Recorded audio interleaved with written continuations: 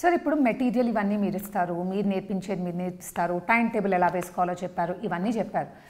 కానీ ఎవరిది వాళ్ళు చదువుకునేప్పుడు వాళ్ళు ఒక నోట్స్ అయితే రాసుకోవాలి కదా. ఇప్పుడు మీరెంత ఏది చెప్పినా నేను నాకు అర్థమయ్యే వాటిలో కొన్ని చిన్న బుల్లెట్ పాయింట్స్ రాసుకుంటాను, కీవర్డ్స్ రాసుకుంటాను. సో అలాంటి నోట్స్ అయితే ప్రిపేర్ చేసుకోవాలి ప్రతి స్టూడెంట్. సో ఇలాంటి నోట్స్ దానికి టిప్స్ ఏంటి, ఎలా ప్రిపేర్ చేసుకోవాలని? అండ్ ఏదైనా సబ్జెక్టు ఆర్ ఒక టాపిక్ ఒకసారి చదివితే సరిపోదు డెఫినెట్గా. ఒకసారి జస్ట్ ఓవర్ వ్యూ చదువుతాము, నెక్స్ట్ ఇంకొంచెం డీటెయిల్డ్గా. సో అలా మల్టిపుల్గా రీడ్ చేయాల్సి వస్తుంది. సో ఆ నోట్స్ ఎలా అంటే ప్రతిసారి రాస్తూ పోవడం, దీన్ని ఎలా సింప్లిఫై చేయొచ్చు అండ్ ఎలా మనం రీయూజ్ చేసుకునేలాగా ఎలా ప్రిపేర్ చేసుకోవచ్చు స్టూడెంట్? బేసికల్గానండి నోట్స్ మేకింగ్ అనేది ఖచ్చితంగా టైం కన్జ్యూమింగ్ ప్రోగ్రామ్ అండి. అవును, అందులో ఏమీ సందేహం లేదు.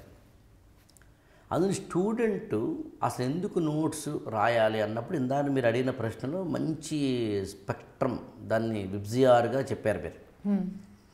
కొంతమందికి రివిజన్ చేసుకోవడానికి, అవును, పాయింట్స్ బుల్లెట్ పాయింట్స్ అర్థం అవ్వడానికి, కీవర్డ్స్ ఉంటాయి, కొన్ని keywords, memory, all these things. కానీ కొంత రైటింగ్ స్కిల్స్ డెవలప్ అవ్వడానికి కూడా నోట్స్ మేకింగ్ ఉపయోగపడుతుంది.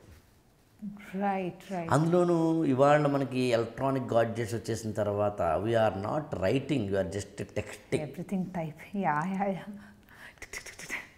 ఈ రైటింగ్ ఎప్పుడైతే మనం చేయటం లేదో మన యొక్క ఎగ్జామ్ హాల్లో కూర్చుని 3 గంటల పాటు 250 మార్కులకి రాస్తూ రాస్తూ వెళ్ళాలి అంటే చాలా అవసరం. అవును. ఈ రాస్తూ రాస్తూ వెళ్ళేదానికి ఉండే అవసరంలో మన యొక్క భుజాలు నిప్పెట్టేస్తాయి, హ్యాండ్ రైటింగ్ పాడైపోతుంది, చాలా జరుగుతూ ఉంటాయి. దానితో మళ్ళీ మనం మెమరీలోంచి రిట్రీవ్ చేసుకోవాలి, గుర్తు రావాలి, ఇక్కడ పెట్టడం కూడా ఒక ప్రాసెసే. యాంగ్జైస్, టెన్షన్ ఇన్నిట్లో. అందులో కొంతైనా రైటింగ్ స్కిల్ డెవలప్ అవ్వాలి అంటే ముందు నోట్స్ మేకింగ్ అనేది పునాది. ఓకే. కాబట్టి రాసుకోవాలి. That's first point. ఎక్కువగా రాసుకుంటూ వెళ్ళిపోతే టైం వేస్ట్. అవును. అందులో నేను ఏమంటానంటే నోట్స్ మేకింగ్ సంబంధించి 4 పద్ధతులు ఉన్నాయి అంటాను నేను. ఓకే. 4 రకాలైన మెటీరియల్ లేదా నోట్స్ మేకింగ్ లాంటివి స్టూడెంట్స్ చేయాలని. ఓకే. అందులో మొదటిది ఏంటంటే NCERT notes making. Okay. Student కనుక టైం దొరికితే ఎన్సీఆర్టీ నోట్స్ మేకింగ్ అనేది ఇంపార్టెంట్. సో ఎన్సీఆర్టీలకు సంబంధించిన నోట్స్ మేకింగ్ అన్నది ప్రాథమికమైనది. ఓకే. అయితే ఎన్సీఆర్టీలో హిస్టరీ, జాగ్రఫీల విషయంలో నోట్స్ మేకింగ్ అనేది కొంచెం లెబోరియస్. ఎందుకనంటే ఎన్సీఆర్టీలో హిస్టరీ, జాగ్రఫీలో ఎవ్రీథింగ్ రాయాలనిపిస్తుంది. ఎవ్రీథింగ్ ఇది ఇంపార్టెంట్ కాబట్టి అంత అంత అంత ఎంత ఇంపాక్ట్గా, అంత ఇంపాక్టబుల్గా రాశారు వాళ్ళు. అదే మీకు కొంతవరకు పాలిటీ అండ్ ఎకానమీ విషయంలో అంత ఉండదు. ఓకే. అందుకని జాగ్రత్తగా వినండి, NCERT notes making is your choice అంటున్నాను స్టూడెంట్కి. రాస్తాను సార్, రాసుకో, రాయండి సార్, మానే, కొన్నైనా రాయి, దట్స్ ఆల్. ఓకే. ఇప్పుడు మన చూడండి, డాక్టర్ దగ్గరికి వెళ్ళినప్పుడు సార్ ఒక 2 రోజులు వాడండి సార్ ఈ టాబ్లెట్, తర్వాత ఆపేయండి అంటాడు. Depends on the confidence and how better we feel. So చాలా ఫ్యాక్టర్స్. అందుకు నేనేం చేస్తానంటే ఎవరైనా ఎన్సీఆర్టీలు కనుక, ఎన్సీఆర్టీలు 34 బుక్స్ ఉన్నాయండి. 34, అందులో 6 to 10th క్లాస్ కొన్ని పుస్తకాలు, 11th and 12th కొన్ని పుస్తకాలు. ఓకే. 11th and 12th కాస్త అటు ఇటుగా 34లో నాకు తెలిసి ఒక 12 నుంచి 15 ఉంటాయి. అంటే ఒక 50% అనుకోండి. 10th క్లాస్ వరకు అవి ఇంటర్మీడియట్, 11th, 12th క్లాస్ అనుకుంటే దాదాపు అన్నీ కలిపితే 364 చాప్టర్లు అండి. 364 364 చాప్టర్స్. మనం దీని మీద కూడా ప్రత్యేకంగా కావడం వీడియో చేద్దాం, అసలు ఎన్సీఆర్టీలు ఎలాగా. సో ఈ చాప్టర్లన్నింటినీ నోట్స్ మేకింగ్ చేయాల్సిన అవసరం లేదు. ఓకే. కొన్ని చేయండి, కొంత చెయ్యండి. అందులో నేను సాధారణ ఏమన్నానంటే 10th క్లాస్ వరకు చేయవయ్యా, 11th మాట ఎక్కడో నేను కూడా గైడ్ చేయాలి కదా. ఇప్పుడు మనం మామూలుగా మీరు ఏదో ఒకటి అన్నప్పుడు కష్టం, మనం చాయిస్ చేసుకోవాలంటే కష్టం. సార్ హీరో బాలకృష్ణ గారి దగ్గరికి వెళ్ళినప్పుడు కాఫీ తాగుతారా, టీ తాగుతారు, ఏదో ఒకటి సార్ నన్ను అంటే ఏదో ఒకటి అంటే చాలా కన్ఫ్యూజ్ అయిపోతాం సార్, ఏదో ఒకటి చెప్పండి. ఎందుకంటే మీ కాఫీ ఇష్టమో, ఈ మీరు మొహమాట పడ్డారనో అలా ఎక్కడో కూడా వేయాలి. అందులో ఎన్సీఆర్టీకి సంబంధించిన నోట్స్ మేకింగ్ చేయకపోయినా పర్వాలేదు, కావాలంటే 2-3 చాప్టర్లు చేయండి, 5-6 చాప్టర్లు చేయండి, 10 రోజులు చేయండి, 15 రోజులు చేయండి, లేదా 10th క్లాస్ వరకు చేయండి, 11th 12th చేయకపోయినా పర్వాలేదు. అది చెయ్యనంటే నేనేం చేశానంటే ఎన్సీఆర్టీలన్నింటినీ ఇంపార్టెంట్గా కుదించి మీరు ఒక 8 వాల్యూమ్స్గా డిజైన్ చేశాను. వావ్. వీటిలో ఎక్కువగా కవర్ అయ్యేది 11th and 12th చేశాను, okay when comparing with 10th class వరకు. ఓకే. అందుకని అటు తిరిగి ఎన్సీఆర్టీల విషయంలో నోట్స్ మేకింగ్ చేసినా చేయకపోయినా పర్వాలేదు, చేస్తే మంచిది. ఓకే. ఏదైనా ప్లస్ అడ్వాంటేజ్, నాలెడ్జ్ ఎప్పుడైనా వేస్ట్ అవ్వదు, అంతే కదా, జ్ఞానం ఎప్పుడైనా వృధా పోదు.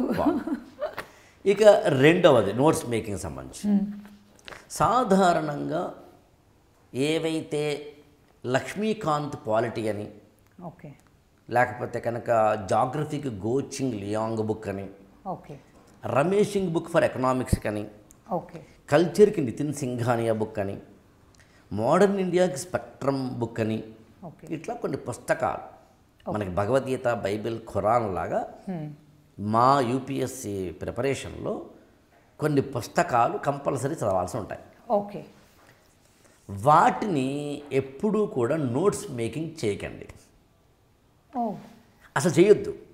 ఓకే. ఎందుకనంటే ఇంతంత లావు పుస్తకం తీసుకొచ్చి మళ్ళీ నువ్వు నోట్స్ రాయడం మొదలు పెడితే చాలా టైం పట్టేస్తుంది. దాని బదులు ఇంకోసారి చదవడం బెటర్ అంటారు. బెటర్, ఇంకో రీడింగ్ ఇవ్వడం. అందులో ఏం చేయాలి, ఒక రెడ్డింగ్ పెన్ను, గ్రీనింగ్ పెన్ పెట్టుకొని ఏది ఎప్పుడు ఎలా రాయాలి, ఏది ఎక్కడ ఎలా రాయాలి అనేది నేను యాక్చువల్గా ముందు అలాంటి వీడియోలు కూడా చేస్తున్నానండి. అంటే ఒక పేజీలో ఏది ఇంపార్టెంట్, ఏది ఎలా తెలుస్తుంది ఇలాంటివి. Okay, okay. అది కావాలంటే మనం కలిసి కూడా చేద్దాం. అంటే ఎక్స్ప్లెయిన్ చేస్తాను, ఒక పేరా చదివి ఆ పేరాలో ఏది ఇంపార్టెంట్ అని ఎలా ఐడెంటిఫై చేయాలి, చాలా ఇంపార్టెంట్. లేకపోతే అంత బుక్ని ఎక్కడ ఎగ్జాక్ట్లీ అందుకు దానికి సంబంధించింది. ఒకవేళ కనుక అలాంటి పెద్ద లావు పుస్తకాలని కనుక మనం ఏ కారణం చేతనైనా చేద్దాము నోట్స్ రాయాలి అనుకుంటే కనుక సినాప్టికల్గా రాస్తే బెస్ట్. అంటే బుల్లెట్ పాయింట్స్. Okay, okay. అంటే ఒక సారాంశం, బుల్లెట్ పాయింట్స్, సబ్ హెడ్డింగ్స్ మాత్రమే తీసుకుని చేయడం, అదొకటి పద్ధతి. అంటే ఎన్సీఆర్టీ అడ్వాన్స్డ్ రెఫరెన్స్ బుక్స్ అయింది. ఈ రెండిట్లోనూ కూడా నోట్స్ మేకింగ్ దాదాపు అవసరం లేదని చెప్పాను నేను. అవునవును. ఇక మూడవది కరెంట్ అఫైర్స్. కరెంట్ అఫైర్స్ ఎప్పుడు నోట్స్ మేకింగ్ చేయకండి. ఎందుకనంటే రోజుకి కొత్త పాయింట్లు వస్తాయి. రెండు, ఇవాళ రిలవెంట్ అయినది ఎగ్జామ్కి వచ్చేసరికి రిలవెన్స్ కోల్పోవచ్చు. అంతే. అందులో అనవసరంగా నువ్వు దాని మీద నోట్స్ మేకింగ్ చేసి టైం వేస్ట్ చేసుకోకు. అందుకని ఉన్నట్టుగా చదివి బుల్లెట్ పాయింట్స్ని పట్టుకోగలిగి హైలైట్ చేయగలిగి బ్లాక్స్ గీయగలిగి ఉన్న టెక్స్ట్ బుక్లోంచి యాజ్ ఈజీగా చదవగలిగేంతలాగా నువ్వు చదవగలిగితే మళ్ళీ దాన్ని తిరిగి చేయగలిగితే సరిపోతుంది. చేయగలిగి ఉండాలి కూడా. దట్ ఈస్ బేసిక్ ఇందులో, అంటే that's a basic skill required for UPSC. Exactly. ఇంకా ఫోర్త్ ఏంటంటే కొన్ని ఏరియాస్ ఉన్నాయి, వాటికి కనుక కొంచెం నువ్వు శ్రద్ధ పెట్టి నువ్వు మర్చిపోయి కాస్త దాని మీద శ్రద్ధ పెట్టి కనుక నువ్వు ఒక చిన్న నోట్స్ తయారు చేసుకుంటే లైఫ్ లాంగ్ ఉపయోగపడుతుంది. ఓకే. అలాంటి వాటిలో ఒకటి వరల్డ్ హిస్టరీ, అలాంటి వాటిలో ఒకటి పోస్ట్ ఇండిపెండెన్స్, అలాంటి వాటిలో ఒకటి కల్చర్లోని కొన్ని ఏరియాస్, అలాంటి వాటిలో ఒకటి ఎథిక్స్. ఇలాంటి కొన్ని ఏరియాస్కి నువ్వు పెర్మనెంట్గా తయారు చేసి పక్కన పెట్టుకుంటే, అంటే కూరకారం తయారు చేసుకుంటారు ఆడవాళ్ళు, మళ్ళీ వాడుకోవచ్చు. ఆ కూరకారం ఒక రోజు మాత్రం కష్టపడి కూరకారం మనం ఆవకాయ పెట్టుకుంటాం, ఏడాదిలో ఒక 2 నెలల్లో నెలపాటు అదే ఆవకాయ మీద కూర్చుని మిగతా 12 నెలల పాటు ఎంజాయ్ చేసేది. అలా ఇప్పుడు నేను చెప్పిన ఎథిక్స్ లాంటి వాటికి అలా ఉపయోగపడుతుంది. అలా ఉపయోగపడడంలో నేనేం చేస్తానంటే ఇలాగా నాకు ఒక అలవాటు ఉందండి, నేను ప్రతిదీ చేతి రాతతోటి రాసుకుంటాను. ఇది మొత్తం నా యొక్క ఎథిక్స్కి సంబంధించిన content, total ethics material. Of course first phase ఇది ప్రింట్ లాగా ఉంది సార్, ప్రింట్లా ఉంటుంది. నా హ్యాండ్ రైటింగ్ చాలా అందంగా రాసుకుంటాను. ఒకవేళ ఏదైనా కొట్టివేత వస్తే మళ్ళీ తిరగ రాస్తాను. అలా ఇది ఎథిక్స్కి సంబంధించి నేను తయారు చేసుకున్న నోట్స్. స్టూడెంట్స్కి నేను ఏం చేస్తూ ఉంటానంటే నా నోట్స్ కొంత చూపించి ఓకే. మన దగ్గర జాయిన్ అయిన స్టూడెంట్స్కి ఇలా రాసుకోవాలి అని ప్రతిదీ నా చేతి రాతడు చూపిస్తాను నేను. ఓకే. ఎవ్రీథింగ్ అంటే మామూలుగా ప్రింటెడ్ ఉంటాయి, ఉండవని కాదు. దాన్ని నేను చూపించిన ఎన్సీఆర్టీ ప్రింటెడే. ఉదాహరణ ఇది ఎన్సీఆర్టీ అనేది ప్రింటెడ్కి సంబంధించింది. దీన్ని మనం ప్రింటే చేసిస్తాం. అంటే ఇన్ని పేజీలు కూడా నేను చేతి రాత రాసుకున్నప్పుడు కూడా స్టూడెంట్ ఎంత కాదనుకున్నా ప్రింటెడ్ దానికి ఎక్కువ అలవాటు పడుతూ ఉంటాడు కాబట్టి. కానీ హ్యాండ్ రైటింగ్ అనేది స్టూడెంట్కి అవసరం కాబట్టి మనం ఏమంటున్నామంటే నేను రాస్తున్నట్టుగా నువ్వు కూడా రాయి. Example, setting and example. Setting and example. నేను కోచ్ అయినా కూడా నేను రాస్తున్నాను అని ఇన్స్పైర్ చేయడానికి. ఎగ్జాక్ట్లీ. లేకపోతే యాక్చువల్గా మీకు అవసరం లేదు, చెప్తే చాలు, చేసి చూపించాల్సిన అవసరం లేదు. కానీ మీరు చేసి కూడా చూపిస్తున్నారు. నేను ఇలా మీరు ఆశ్చర్యపోతారు, అన్నిటికీ నోట్స్ చూపించగలను. మీరు ఆశ్చర్యపోతారు కదా, నాకు తెలిసి ఇలా పెడితే ఇంత నోట్స్ వస్తుందేమో. సో అందుకని నోట్స్ మేకింగ్ విషయంలో ఎంత అలర్ట్గా, ఎంత సైంటిఫిక్గా, ఎంత ప్లానెడ్గా, ఎంత స్ట్రాటజిక్గా, ఎంత వైజ్గా ఉండాలి అనేది పాయింట్. అవును. అదేదో నువ్వు రోజు డైరీ రాసుకున్నావు అనుకో, తెలుగులోనో ఇంగ్లీష్లోనో రోజు డైరీ రాయి, ఆటోమేటిక్గా నీ రైటింగ్ స్కిల్ డెవలప్ అవుతుంది. నిజంగా. వారానికి ఒకసారి ఏదో ఒక ఓల్డ్ క్వశ్చన్ తీసుకుని సరదాగా చేతి రాతో రాయి, నీ రైటింగ్ డెవలప్ అవుతుంది. ఇన్నింటిలో క్లాసెస్ వింటావు కదా, అయితే కోచింగ్కి వెళ్తే ఆఫ్లైన్ క్లాస్ వింటావు కదా, క్లాసులో విన్న ప్రతిదీ నోట్స్గా రాయి. అంతే. ఎలాగూ దానికి మెటీరియల్ ఇవ్వరుగా, రివిజన్ అవుతుంది, చేతి రాత ఇంప్రూవ్ అవుతుంది, మెమరీ అవుతుంది. ఎగ్జాక్ట్లీ. దాన్ని మళ్ళీ రికలెక్ట్ చేసుకోవడం అనేది మెమరైజ్ అవుతుంది, రికలెక్షన్ ఈజీ అవుతుంది.